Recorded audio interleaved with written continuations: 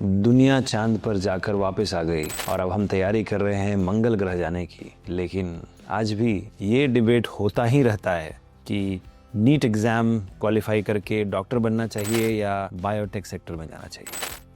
तो आज मैं ये वीडियो बना रहा हूँ उन सारे अभिभावकों के लिए, पेरेंट्स के लिए और बच्चों के लिए जो नीट में किसी कारणवश कम नंबर की वजह से डॉक्टर नहीं बन पाएंगे इस साल और अब वो बायोटेक इंडस्ट्री में जाने की सोच रहे हैं या सोच रहे हैं कि कहीं और जाएं। तो ये वीडियो इसलिए भी बना रहा हूँ क्योंकि इंटरनेट पर काफ़ी सारे नेगेटिव वीडियोस हैं और सही मार्गदर्शन वाले वीडियोस नहीं हैं। तो चूंकि मैंने 19 साल बायोटेक सेक्टर में गुजारे हैं और डॉक्टरों को भी काफ़ी नज़दीक से देखा है, तो ये वीडियो मैं बना रहा हूँ आपको ये बताने के लिए कि क्या बायोटेक बेस्ट अल्टरनेटिव है या इससे भी बेहतर कुछ है। देखिए, आजकल एक हवा चली है, इसको ट्रेंड कह लीजिए या हवा कह लीजिए, कि लोग बढ़ा चढ़ा के बातें करते हैं और जब वो बढ़ा चढ़ा के बातें करते हैं तो ऐसा लगता है कि अरे यही सही है, बट एक्चुअली वो ऐसा होता नहीं है। अब जैसे मैं आपको एग्जांपल देता हूँ, आजकल हॉस्पिटल, अगर आप डॉक्टर नहीं बन पाए तो हॉस्पिटल मैनेजमेंट में चले जाओ, नर्सिंग में चले जाओ, बी फार्मेसी करके फार्मा में चले जाओ या बीपीटी में चले जाओ, आयुर्वेदिक डॉक्टर बन जाओ, डेंटल में चले जाओ। बहुत सारी चीज़ें आपको बताई जाती हैं,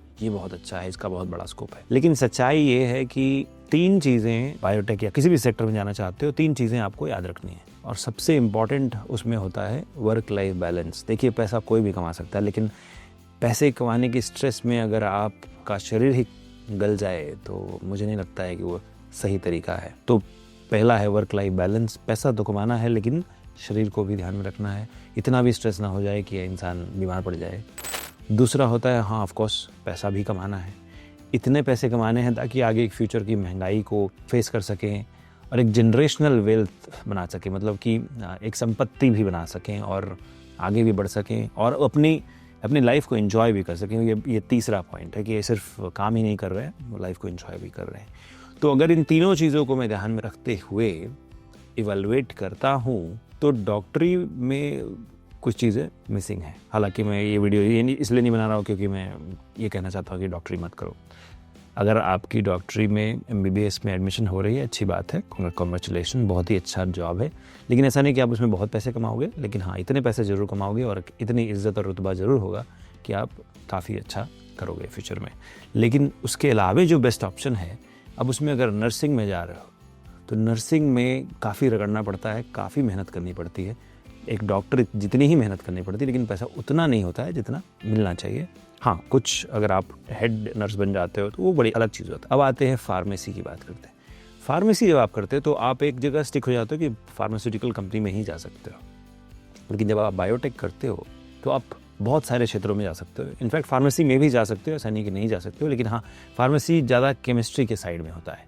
तो जो अगर आपकी केमिस्ट्री स्ट्रांग नहीं है तो फार्मेसी में मत जाना, नहीं तो बहुत पछताओगे। अब आता हूँ बायोटेक। अगर आपको बायोलॉजी पसंद है, इस क्षेत्र में जाना चाहते हो, तो ओवरऑल मैं कहूँगा बीपीटी, आयुर्वेदिक, जो भी आप स्ट्रीम सुन रहे हो इस वक्त बाकी लोगों से, उसमें बायोटेक बेस्ट इसलिए है क्योंकि बायोटेक बहुत ही फास्ट बढ़ रही है, बहुत फास्ट ग्रो कर रही है और कोरोना वायरस पैंडेमिक के बाद तो और भी ज़्यादा फास्ट ग्रो कर रही है। लेकिन इसमें जॉब अपॉर्चुनिटीज़ कैसी मिलेगी ये आपको समझना ज़रूरी है। देखिए, एक होती है कि जैसे आपके मम्मी पापा करते होंगे, सुबह उठे, तैयार हुए, ऑफिस गए, वापस आ गए, ये होता है एक नॉर्मल जॉब। लेकिन एक होता है कि आप गए और कब आओगे पता नहीं, वो होती है जैसे हेल्थ केयर में होता है। तो शिफ्ट होती है, ऑब्वियसली फिक्स शिफ्ट्स होती है, लेकिन कई बार स्ट्रेच भी हो जाती है क्योंकि पेशेंट्स हैं। तो इस चीज़ को ध्यान में रखते हुए बायोटेक में वर्क लाइफ बैलेंस काफ़ी अच्छी है, पैसा भी अच्छा है। पहला 3 साल आपको रगड़ना पड़ता है, आपको स्ट्रगल करना पड़ता है क्योंकि नई चीज़ों को सीख रहे हो जब जॉब में आप घुसते हो। लेकिन उसके बाद salaries 24 lakh 25 lakh per annum तक जा सकती है, मतलब कि महीने के 2-3 लाख रुपए आराम से आप बना सकते हो। अब आते हैं कि कहाँ से पढ़ना चाहिए। देखिए, बायोटेक में भी जब ये हवा चली तो हर कॉलेज ने ही बायोटेक पर एक कोर्स स्टार्ट कर दिया। अब स्थिति ये है कि पेरेंट्स और बच्चे कंफ्यूज हो जाते हैं कौन सा कॉलेज सही है, और इसके बारे में मैं एक डिटेल वीडियो बनाने वाला हूँ कि कहाँ पर आपको बायोटेक की डिग्री करनी चाहिए। अगर आप शहर में कंफ्यूज हैं तो बेंगलोर बेस्ट शहर है, हैदराबाद बेस्ट शहर है, अहमदाबाद बेस्ट शहर है बायोटेक कॉलेजेस के हिसाब से और कंपनीज के हिसाब से भी। और इसी चीज़ को मद्देनज़र रखते हुए अगर आप कॉलेजेस की बात पूछे तो मैं और भी वीडियोस बनाऊंगा जहां पर हर कॉलेज को मैं रिव्यू करने वाला हूं जो कि बेंगलोर में है, हैदराबाद में है, ताकि आपको बेहतर क्लैरिटी मिले। तो आप हमारे चैनल को ज़रूर सब्सक्राइब कर लीजिएगा। अब आते हैं अगली चीज़ की, इसका जो इंडस्ट्रियल ग्रोथ और डिमांड है क्या फ्यूचर में रहेगा। तो जवाब है हाँ, क्योंकि नई नई महामारियाँ आती रहती हैं और मेडिसिन तो हमारे पास नहीं होती है, नई वैक्सीन नई मेडिसिन बनाना ज़रूरी है। और इसमें बहुत टाइप की जॉब्स होती है, ऐसा नहीं है कि सिर्फ आपको लैब में ही खड़े होकर काम करना है। आप बहुत सारी चीज़ें कंप्यूटर के अंदर भी कर सकते हो, जैसे एक बायो इन्फॉर्मेटिशियन करता है। लेकिन पहले आपको बायोटेक डिग्री करनी पड़ेगी, मास्टर्स में आप बायो इन्फॉर्मेटिक्स कर सकते हो। इसके अलावा इंटरनेशनल अपॉर्चुनिटीज़ मिलती है, जैसे कि आप फॉरेन चले गए, बाहर भी जाके आप बहुत सारा काम कर सकते हो, फिर वापस आके यहाँ पर आपको बहुत वैल्यू बढ़ जाता है। तो आपकी जो वर्क लाइफ बैलेंस है, सैलरी है या ग्रोथ है, वो इस सेक्टर में काफ़ी अच्छी होगी और हो रही है। लेकिन अगर आप फिर भी कंफ्यूज्ड हैं, अगर आपको लग रहा है कि नहीं आपको मुझसे पर्सनलाइज बात करनी चाहिए, तो आप मुझे ईमेल कर सकते हैं। मेरा ईमेल आईडी shekhar@biotechnica.org है। अगर आप बेंगलोर आ रहे हैं अपने बच्चे के एडमिशन के लिए तो आप मुझे आके मिल भी सकते हैं।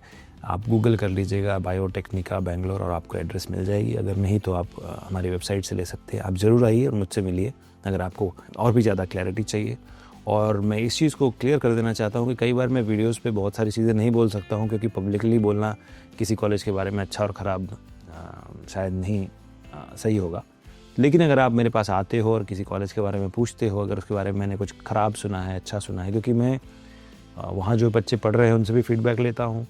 जो लोगों को मैं हायर करता हूँ बायोटेक्निका में या दूसरी कंपनीज़ में मैं प्लेस करता हूँ, उनसे भी मैं बात करता हूँ। तो मुझे क्वालिटी पता है कि किस कॉलेज में क्वालिटी सही है। तो उस हिसाब से आप मुझसे आके बात कर सकते हैं और हम लोग और अच्छा भविष्य, उज्जवल भविष्य आपके लिए बना सकते हैं। तो इस वीडियो को देखने के लिए बहुत बहुत धन्यवाद और सब्सक्राइब जरूर कीजिएगा। मिलते हैं अगले वीडियो में। धन्यवाद।